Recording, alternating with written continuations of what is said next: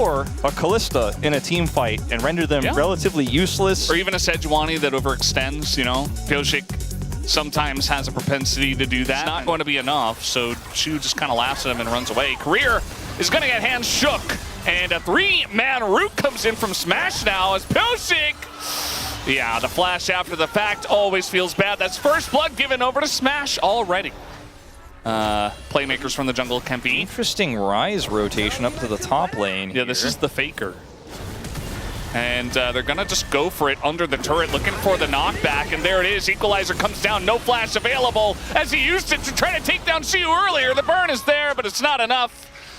Outside of his Realm Warp, which I don't think he cares. He got value out of it. Oh, Career definitely going down here. No flash on him. And even though Pyosik is not level 6, it's still a very nice gank because they're looking for more. We got a Jarvan coming on up. The bailout is there, and Duckdom has nowhere to go. He just, or rather, Smash is nowhere to go. Duckdom picks up the double kill, and all of a sudden, DNS turning it around in the bottom lane. That would be... Bro is the brand, it's the culture. Yeah, it's all about the culture as well. As, you know, Rise group, Fries group, it does feel like we're kind of dipping in our toes in a little bit here anyway. The Rise group culture is all about the common man. I feel like that's pretty decent.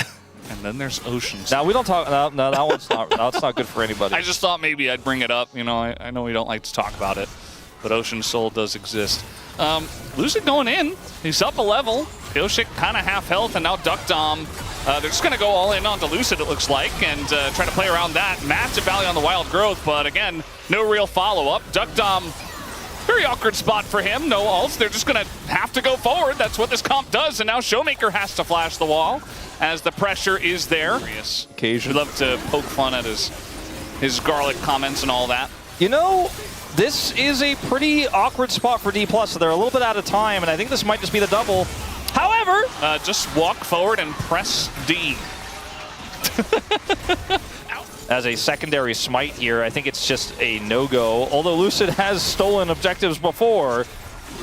This TP is a bit late. I mean, you're not really going to be able to do much. Double knockup comes in. The Sejuani ult gets some good value on top of the equalizer. Lucid again the target for this DNS squad. They're not getting onto the important ones. And now Peter getting pretty low due to behind enemy lines. Peter is just going to have to flash the wall. In goes Lucid trying to punish this one. The Realm Warp as well, and Duckdom goes down to the auto of Career. And if Dplus just ignore the dragon, frankly, that's pretty good for them too, because it is Ocean Soul, as we've talked about quite a bit, and I think this is the one way in for DNS. So if they just look at this and they go, that's a lot of vision that we don't have. I don't really like that.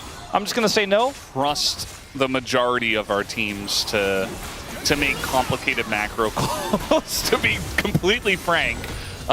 Because sometimes they will just fight for no reason. It feels like the LCK has learned to do that over time. But this is definitely the right call. As you mentioned, give up the Drake, take the turret plates in the top lane, maybe even take the whole turret. We're at our best. This is our last chance for a team fight. Dplus like, nah, I don't really want to lose, so.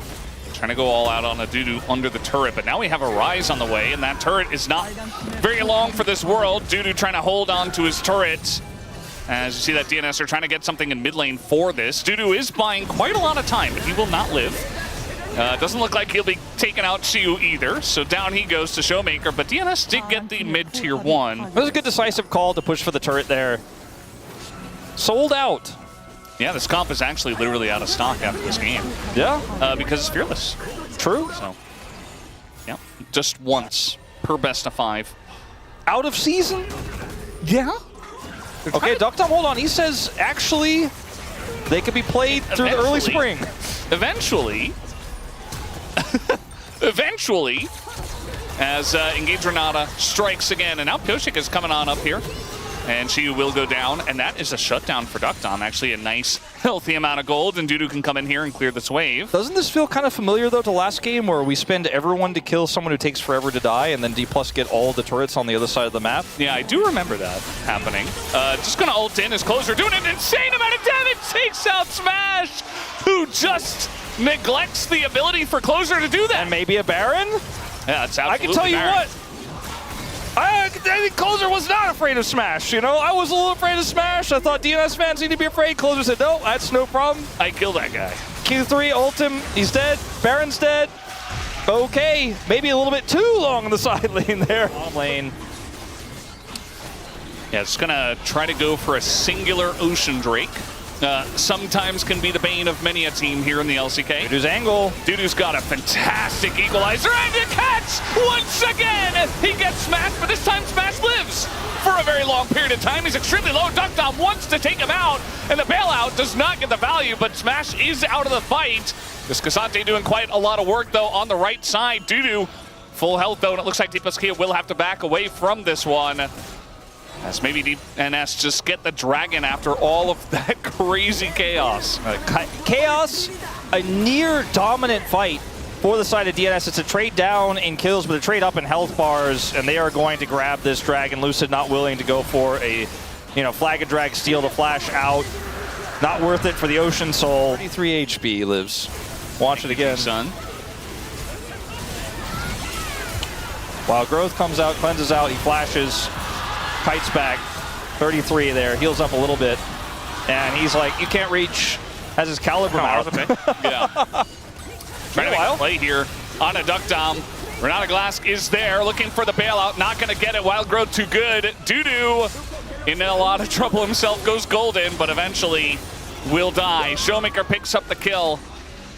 And just like that, Dplus back in control. They lost the Drake, but it's individual Ocean Drakes. They're fine.